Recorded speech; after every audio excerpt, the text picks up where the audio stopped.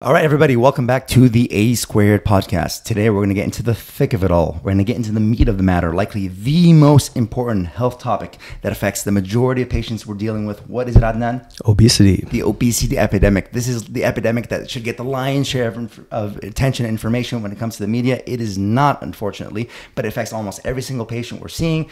Every single patient that we see in hospital or in the clinic either has obesity or is suffering from a downstream consequence of obesity. So what is going on, Adnan?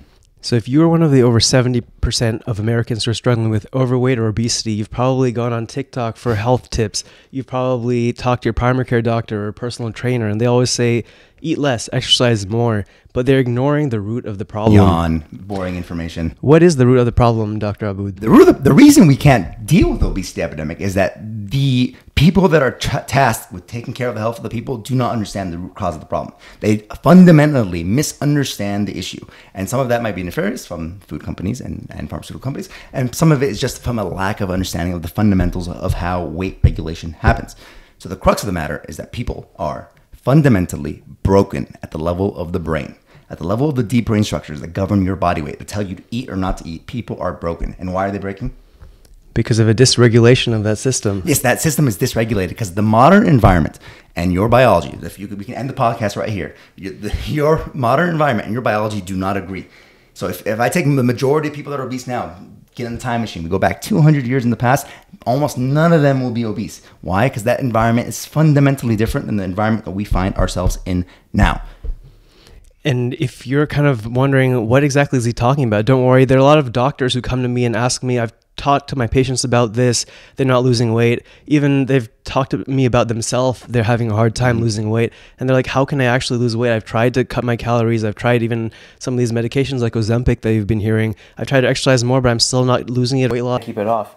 So what are the systems kind of governing weight loss, and can you break it down for us and even some of the doctors here? Yeah, so like if you pull up to your primary care doctor and you ask them for advice, like you said, now they'll tell you, walk some more, do some exercise, eat less, which is fundamentally true. You can only lose weight if the amount of calories that your body burns is more than the calories you consume. You cannot magically disappear and get fat off your body. You must have a deficit of energy. However, the reason and the question, more importantly, is why are people in a surplus of energy? Why are people overeating? Why are people overstoring? What's going on here? And the fundamental thing is that there's a breakdown of the leptin-melanocortin pathway. This is the most important pathway, and along with other things that happen at the level of the brain that govern obesity. And when I see somebody who's obese, I see somebody who's broken at the level of the brain. And what's going on is that you first become obese in your brain, and then you gain the fat afterwards. It's not the other way around. A lot of people are confused about that. What happens is you fundamentally the other way from different environmental triggers at the level of your brain. This changes the way that your brain physiology and metabolism happens, and then you start overeating the calories and get obese. So there's two fundamental arguments online. There's the calories group and the hormones group. What they don't realize is they're barking up the same tree. It's the same story overlapping. People ask me, is it hormones, is it calories? It's both. It's everything, and that's the problem. So if I asked you how many hours of medical school that you got about leptin, what would you say? No, almost nothing. Yeah, the problem is I want you guys to do this. Go to your doctor, ask them what's leptin. And if they might give you an answer, it's a fat regulation hormone, but we're going to give you the answer here today.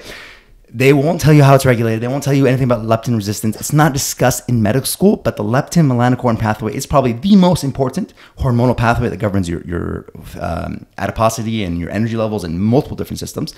And it's not being discussed. So the doctors won't be able to help you with obesity. Wait, so hold on. You keep bringing up leptin, melanocortin. What is leptin? What is melanocortin? How do these tie in together with obesity? Yeah, so let's dive in there. Leptin. So the body's very smart. That's what I want people. Our audience members will realize the body's smart, and you cannot be smarter than your body. So the body's always trying to do the right thing. The problem is if you don't put it in the right environment to do that, it won't do that. Leptin is a hormone made by your fat cells. So your fat makes hormones, and it goes up to your brain and tells your brain, "Hey, we have enough food. We don't need to eat." Sounds great, right? So people that are obese, they make tons of leptin. They should go back up to their brain and tell their brain to not eat. The problem? Once you get really obese and you're making tons of leptin for long periods of time, your brain becomes resistant to the action of leptin. So key point here, if you're 100 pounds and you haven't ate in 3 months, or you're 350 pounds and you're eating 5-6 times a day, Your brain feels the same way. The person that hasn't eaten in 3 months is not making leptin because their body fat stores are low. And the person that's 350 pounds is making a ton of leptin. It's going up to the brain. The brain is resistant to the action of leptin. It's like, no, I don't want to listen to it. And that's why people that are 300, 350 pounds are always famished. They have low energy levels and they feel hungry. And when they diet, that only gets worse. So basically your body has a mechanism to try and preserve itself. Yes. But then it starts getting resistant to that preservation mechanism because it's been overly flooded with this hormone for so long. Yes, that's part of it. There's the overflooding part of it. There's other aspects. So what happens in your brain, along with the leptin and other hormones, and we'll get into a lot of these different pathways, they all go up, and your brain integrates a bunch of signals. I want you to think about all these hormones circulating in your blood: ghrelin, leptin, testosterone, estrogen, cortisol, all these different signaling peptides, all these different signaling pathways. They go up to the brain, and they communicate at your deep brain structures. So this is not the conscious part of your brain that makes decisions of what should I do, where should I go. It's deep inside. It's your brainstem, right? They're all communicating there, and they're telling your brain, are we in a satisfactory nutrient state, or do we need to lose weight? Do we need to burn off the energy, or do we need to eat more energy? Okay? And that's fundamentally what it is. So there are rare conditions where people are born with leptin deficiency and leptin receptor deficiencies. For example, if someone has a leptin deficiency and you inject them with leptin, overnight they lose weight. When we discovered leptin as a scientific community, we thought, oh, we've cured obesity. We're just going to inject people with leptin and they'll all lose weight. Spoiler, it didn't work because people already had high levels of leptin when they're obese. So there's a rare couple people that have, genetic reasons for obesity. This is not the majority of people listening to this. 99.9% do not have a genetic cause for obesity.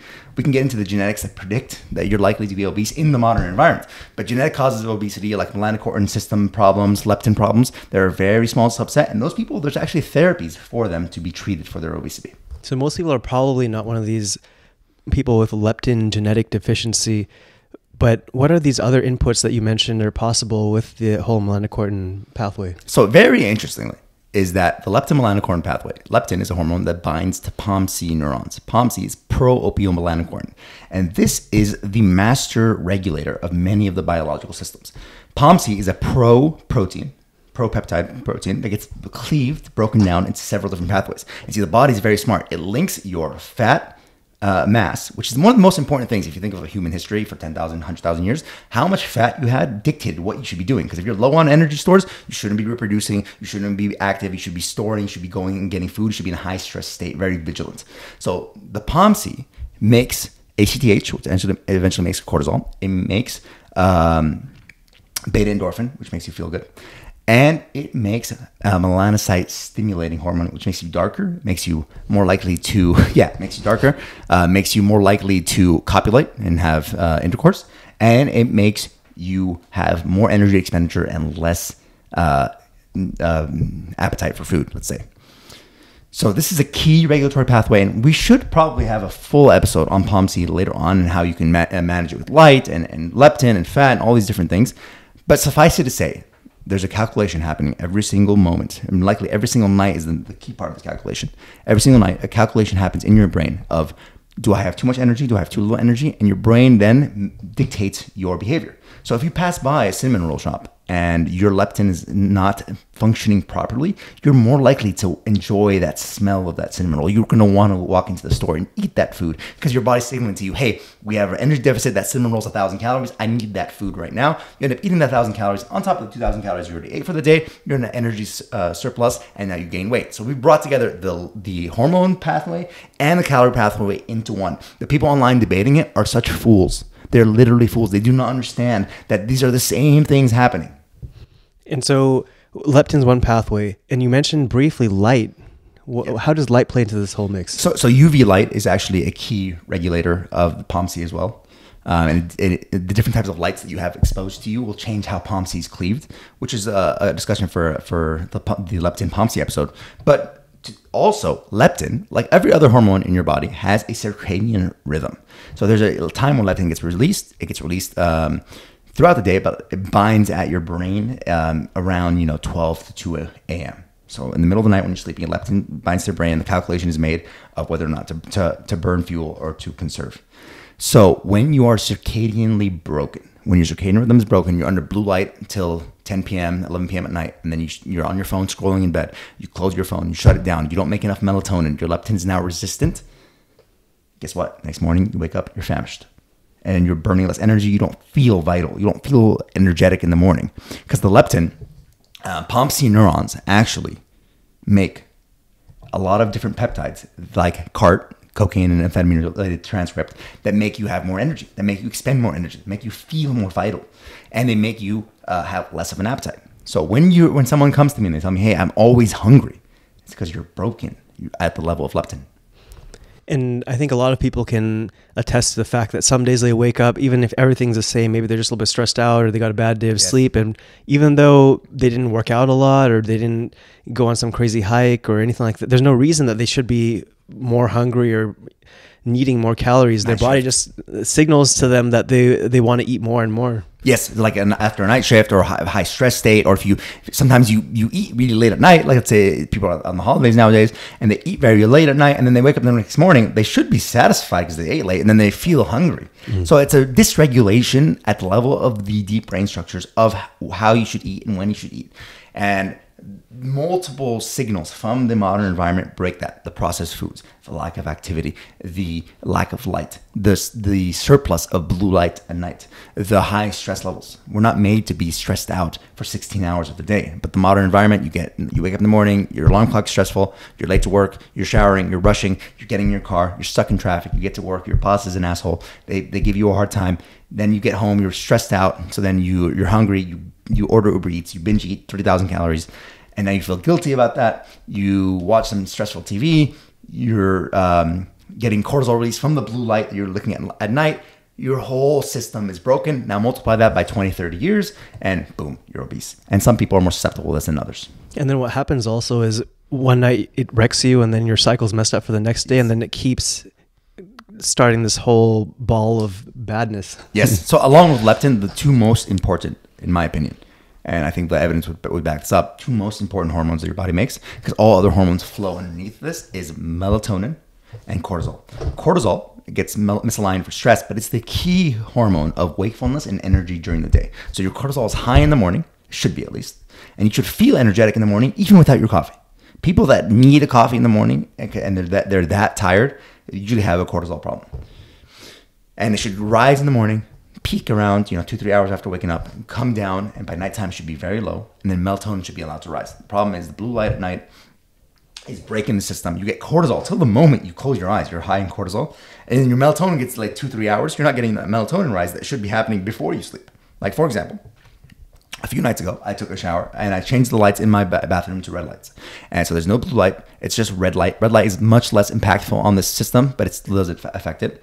And I took the shower. By the time I got out, I felt a wave of tiredness and sleepiness like no other. And I'm like, oh, that's what melatonin is supposed to feel like. It's supposed to feel like a rush of like, I'm ready to sleep. Very calm, very relaxed. You go to bed and you sleep beautifully because the melatonin is rising. All the hormonal systems are working in a way to facilitate good sleep. You'll wake up in the morning with a much better rhythm. Now you multiply that by 10, 20 years and you won't be obese. And so it's important. People say cortisol is like the bad stress hormone, but you actually need it in the morning to rise up and get energetic, and you want it to taper off during the day, and you want your melatonin levels to be higher on later on the day, so you have that restfulness as well. Yes. So like we talked about, a broken light environment. And what I tell most people that come to me like, hey, I'm doing a diet and it's not working. I'm like, your light diet is likely as important, if not more important, than your food diet. Now, of course, if you eat Twinkies all day and you have the perfect light diet, you're still going to get obese. But the light diet will, if you have the good light diet, you will not have the desire to eat as much junk food, and you will feel satiated more, and you will over time start to move away from that. Now, you could have the perfect light diet and still be fat and obese, but it makes it much less likely. But now what's happening is people are having, I'm seeing a lot of kids with obesity because their leptin melanocortin system, which would have broken when they're like 60, 70, 80, that's why older people tend to gain more fat, it's breaking while they're 13, 14, 15. And they're going through puberty with a broken system, and now they're setting themselves up for a lifetime of hurt. And it's because everyone's on their phones now. Yes. You wake up in the morning, you don't get sunlight, you're on your phone all day, your body is confused, you are lost in time. So the key thing is what I call people as time travelers nowadays, because the light that you get from the sunlight is calibrating your body, because every cell in your body functions on a circadian clock. There are clock genes that are transcription factors at the level of the nucleus of almost every cell in your body, and it's calibrated to be on time. Your body knows that it's time to digest, it's time to eat, it's time to sleep. When this system breaks down, all hell breaks loose, and what we see is in the metabolic system. We see diabetes, we see obesity, we see different kind of metabolic issues, PCOS, all these things, low testosterone. All these things are downstream from a broken circadian clock. So light is one of the big factors in getting that circadian rhythm in line. Is there anything else that's big that people could look out for? Yeah, so light, as I would say, is number one. The standard American diet that we all know and love is a giant problem when it comes to the neurohormonal regulation of appetite. Now, if you take the same amount of calories of junk American food, or traditional meat, eggs, vegetables, fruits, unprocessed foods. So hyper-processed foods versus unprocessed foods. They do not behave the same at the level of the neuroregulation in your brain. These foods are hyper-inflammatory. They are not satiating to the same level, and they cause dysregulation in the leptin, ghrelin, cortisol, insulin system that puts your body in a weird state where it breaks the set point. And in medicine, ironically, it's known as SAD, or standard American diet. And it is quite sad. And what I call it is the SAD paradox. Because not only are you eating too many macronutrients, carbs, fats, and proteins, but most people not enough protein, you're not getting enough micronutrients. So you're at the same time, you are overnourished and undernourished. You're undernourished when it comes to vitamins and minerals and all the different things, but overnourished when it comes to raw building blocks. And that's why people are getting fatter and fatter, but feeling less and less vital and less energetic. So not getting the appropriate amount of nutrients, getting too many calories is one of the things. Calories from the bad source at the wrong time. You eat a standard American diet, you go to In-N-Out, you throw down 2 double-doubles at 10 p.m. at night. That is a disaster. And so we're getting a little bit more into like the food aspect of things. Yeah. I think a lot of times people have a hard time figuring out, should I follow a ketogenic diet? Should I follow a Atkins diet? Should I follow a vegetarian diet? These different dietary patterns have changed so much over the years. What would you say would be the best kind of diet to follow? I think in the second episode, we'll get into the different treatments for obesity. But as far as dietary perspective, you pick whatever diet is now the standard American diet and what works for you. And if you can eat a certain type of system that works for you, is not the standard American diet, you're going to be better off in conjunction with the right circadian health. And so generally the recommendations that you do see from your doctors, eat more vegetables, eat less processed food. Those things are all very, very good and beneficial. Eat more protein. All these things will help. Protein with satiety, vegetables with volume and satiety as well. Those micronutrients that we're missing out on. But also it's important that we try different kind of diets and see what works for you, because research pretty much shows that it doesn't matter if you fast 18 hours, 16 and 8, if you do one meal a day, if you eat every 3-4 hours, if you do Atkins or paleo or whatever kind of diet, as long as you're hitting that calorie deficit, you're going to lose weight, as long as it's sustainable and you can adhere to the diet. And this is where we fuse the two different philosophies together. If you top down, use willpower to lower the kind of food you eat, change the macronutrients, change the calories, change whatever it is, you will lose weight. But the problem is, if the neurological systems kick back in and you feel low leptin resistance and high ghrelin, high cortisol, all these things, that pushes you in a state where you're running out of willpower. Your body's fighting you. It's like, no, eat more. I need more fat, because your body thinks that you're starving. So that's the key part of putting this all together. You have to rearrange your life in a way that allows for you to be in caloric deficit. And in the second episode, we'll talk about how to put both of these together. And that one's going to be very interesting, because we're going to put it all together, whether it's diet, exercise, weight loss medication, surgery. They all work on the same thing. And so it's important to kind of categorize all these maybe into like 3 categories. You could say the physiologic in terms of your body, the psychologic in terms of your mind and how you interact with food and things like that. And the last one could likely be the environmental. So things around you that you can modify. Right. And the key thing is, realistically, if somebody is obese and has been obese for a long time, they will need all 3 of these to be fixed. It's much easier to prevent somebody by putting them in the right environment so they never get obese. But the moment you become obese and you become leptin resistant, it feels like you're always susceptible to going back there, because your body has tasted that set point. So what we're talking about here is that the brain has a set point. It has a calculation where it says you should weigh around this much, you should have about this much fat. And you deviate from that set point. There's all a settling point theory that there's 2 weights. So like, for example, I weigh X amount, let's say 200 pounds, and my body wants to be between 180 and 220. If I get a little bit too low, 180, it starts kicking in these counter regulatory mechanisms, making me eat more, making me more likely to be hungry, have a higher appetite, crave more dense foods. If I get too high, my body decreases my appetite, and it starts pushing me back to 200. The problem is that in the modern environment, this higher point never really gets solidified, and just keep going higher and higher and higher until your set point is 300 pounds.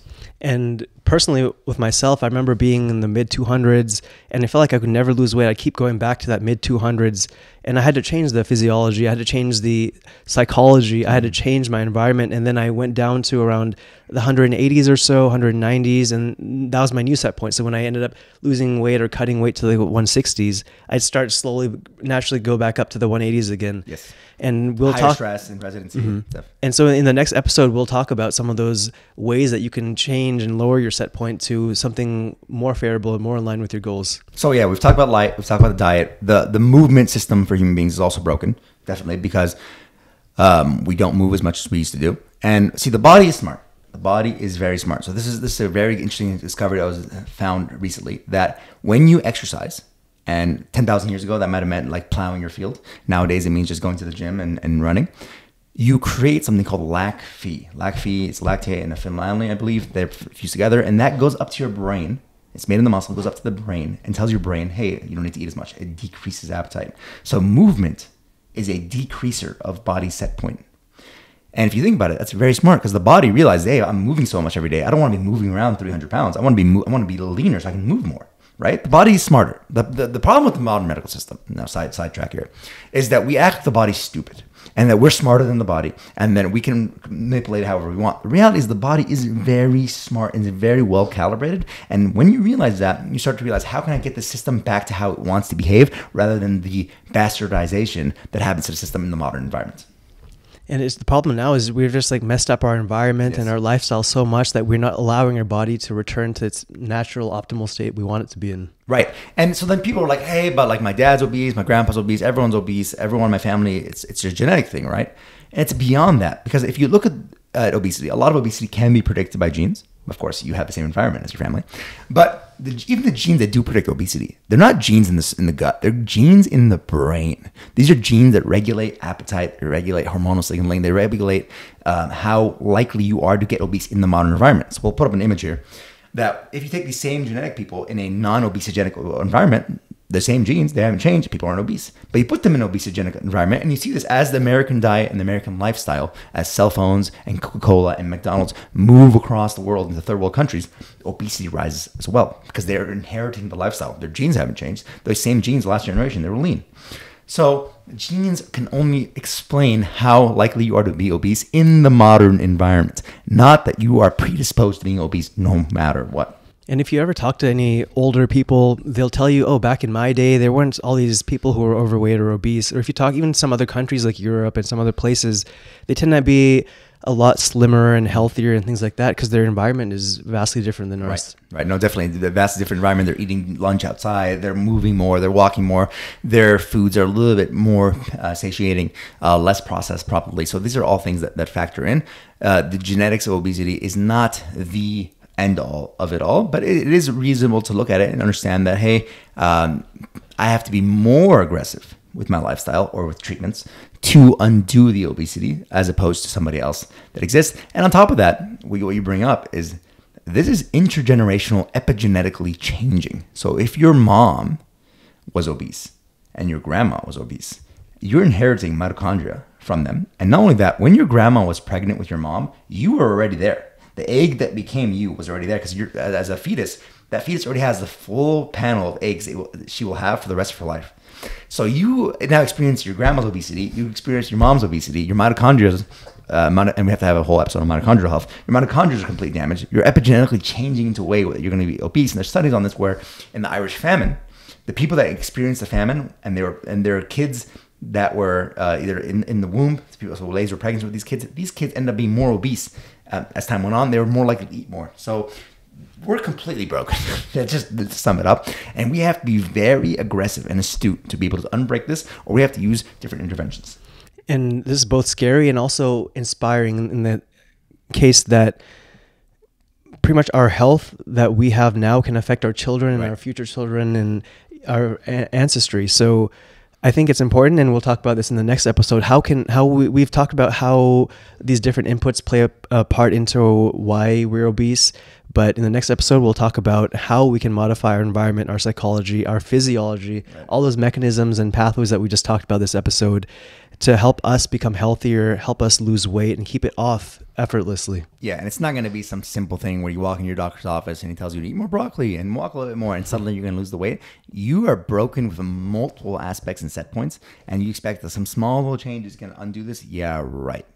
It's going to take a lot of work, but with persistence and understanding of all these complicated systems, you will be able to lose weight and keep it off. Yeah, and it requires a team of people and the right information, the right knowledge, and at some point it's environmental change, some point it's willpower, but we'll get into that in the next episode.